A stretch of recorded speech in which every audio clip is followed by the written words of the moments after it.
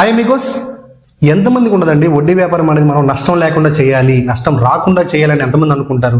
So మన video already చేసామండి. So లాభాలు అలాగే నష్టాలు ఎలా ఉంటాయో అని చెప్పి మనం చేసాం వడ్డీ వ్యాపారం గురించి. ఇప్పుడు అసలు కేవలం నష్టాలు అనేవి రాకుండా మనం ఎలా చేసుకోవాలనేది నేను వీడియోలో చెప్తాను మీకు. సో వడ్డీ వ్యాపారం అనేది చేయొచ్చండి చాలా మందికి. కాకపోతే మనం లీగల్గా ఎలా ప్రొసీడ్ అవ్వాలి, అసలు ఎన్ని రూల్స్ ఉంటాయి, మనం ఏ రకాన మనమైతే వాళ్ళ దగ్గర నుంచి ఇలాంటివి తీసుకుంటే మనం ఎప్పుడు మన అమౌంట్ అనేది సేఫ్గా ఉంటుందో ఈ వీడియోలో చెప్తాను.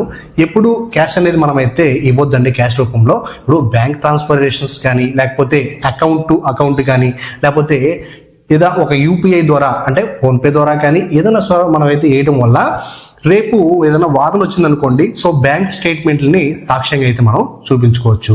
ఓకే, సో రెండో పాయింట్ వచ్చేసి అగ్రిమెంట్ లేకుండా కూడా రూపాయి కూడా ఇవ్వద్దండి ఎవరికి మీరు. సో ఇప్పుడు నోటితో మామూలుగా మీరు చెప్పడం కాదు, స్టాంప్ పేపర్లు అనేవి మీరు అగ్రిమెంట్ చేసుకోవాలి. అందులో ఉండాల్సిన ఏమి ఉండాలి ఆ స్టాంప్ పేపర్లు అంటే ఎంత డబ్బు ఇచ్చాము, ఎంత వడ్డీకి ఇచ్చాము లీగల్ లిమిట్లో. ఓకే, నెలవారీ ఈఎంఐ ఎంత కట్టాలి వాళ్ళు, సో డిఫాల్ట్ అయితే ఏం చేయాలి అంటే ఈ ఒక్క పేపర్ అనేది మీ యొక్క డబ్బు అనేది చాలా గార్డ్గా పనిచేస్తుంది ఫ్రెండ్స్, చాలా సెక్యూర్గా ఉంటుంది. ఓకే, సో నెక్స్ట్ వచ్చేసి మనకి మూడో పాయింట్ చూసుకుంటే సెక్యూరిటీ లేకుండా కూడా మీరైతే డబ్బు అనేది ఇవ్వకూడదు. ఇది ఒక గోల్డెన్ రూల్ అండి, ప్రతి ఒక్కరు మెన్షన్ చేసుకోండి వడ్డీ వ్యాపారం చేయాలనుకునే వాళ్ళు. సో ఇప్పుడు సెక్యూరిటీ అంటే ప్రామిసరీ నోట్ కానివ్వండి, లేకపోతే ఖాళీ చెక్ కానివ్వండి, ఓకే, సో లేదా ప్రాఫిట్ డాక్యుమెంట్ కాపీ కానివ్వండి, లేదా వాహనం యొక్క ఏదైనా ఒక బైక్ కానీ ఏదైనా ఉంటే దాని యొక్క ఆర్సీ కానీ. సో ఈ విధంగా మీరు తీసుకోవడం వల్ల డబ్బు అనేది మీకు సెక్యూరిటీగా ఉంటుంది. లోన్ అనేది మీకు వాళ్ళు పెట్టుకున్నట్టుగా మీకు ఒక భయం అనేది వాళ్ళకి ఉంటుంది. ఓకే, సో ఫోర్త్ పాయింట్ వచ్చి వ్యక్తిని కాదండి మనము. సో ఇన్కమ్ అయితే చూసి ఇవ్వాలి. మనమైతే ఒక మనిషిని చూసి ఇవ్వకూడదు, అతని యొక్క ఇన్కమ్ అనేది చూసి ఇవ్వాలి. అతను బాగా మాట్లాడుతున్నాడు అనుకో, అతను అయినా సరే ఇవ్వకూడదు. చూసుకోవాల్సింది ఏంటి, జాబ్ ఉందా, లేకపోతే బిజినెస్ ఉందా, లేకపోతే ఏదన్నా నెలవారీగానికి ఫిక్స్డ్ అమౌంట్ ఏమైనా వస్తుందా ఇన్కమ్ అనేది చూసుకోవాలి.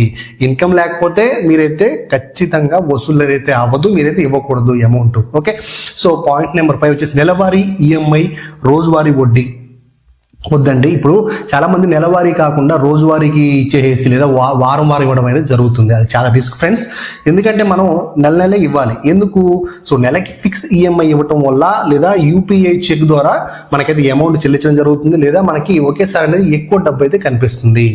డబ్బు తక్కువైనా పర్లేదు కానీ రెగ్యులర్ అయితే ఇన్కమ్ మనకైతే వస్తుంది ఫ్రెండ్స్. ఓకే, సో మరి లీగల్గా లిమిటెడ్ ఛార్జీలు అనేవి మనం చూసుకోవద్దండి. అంటే మీరు లీగల్గా లిమిటెడ్ ఛార్జీలు అయితే అసలు వేయకూడదు. ఫర్ ఎగ్జాంపుల్ అతి వడ్డీ అనేది పెద్ద నష్టంగా ఉంటుంది మనకి. దీనివల్ల ఏం నష్టం కలుగుతుందంటే లీగల్గా మనకి చాలా నష్టాలు వస్తాయి ఫ్రెండ్స్. ఎక్కువ వడ్డీ వేసుకుంటే పోలీసు యొక్క భయం అయితే ఉంటుంది, మనకి కోర్టు కేసు అనేది ఏదైనా జరిగినప్పుడు మనకైతే సపోర్ట్ ఉండదు. సో మనకైతే మైండ్ చాలా పీస్ఫుల్గా ఉండడానికి మనమైతే లిమిటెడ్ వడ్డీ అనేది ఇస్తూ ఉండాలి. ఓకే, సో లాభం వద్దు ఫ్రెండ్స్, మనకైతే లీగల్గా ఎక్కువ కాలం చేసుకునేటట్టుగా ఉండాలి, ఏరే వాళ్ళకి ఉపయోగపడాలి. సో వడ్డీ వ్యాపారం అనేది చెడు కాదండి, కాకపోతే ఒక ప్లానింగ్ లేకుండా మాత్రం మీరు ఎప్పుడూ చేయకూడదు. ఓకే ఫ్రెండ్స్, సో వీడియో నచ్చితే ఖచ్చితంగా లైక్ చేయండి, సబ్స్క్రైబ్ చేసుకోండి ఫ్రెండ్స్. ఇప్పుడు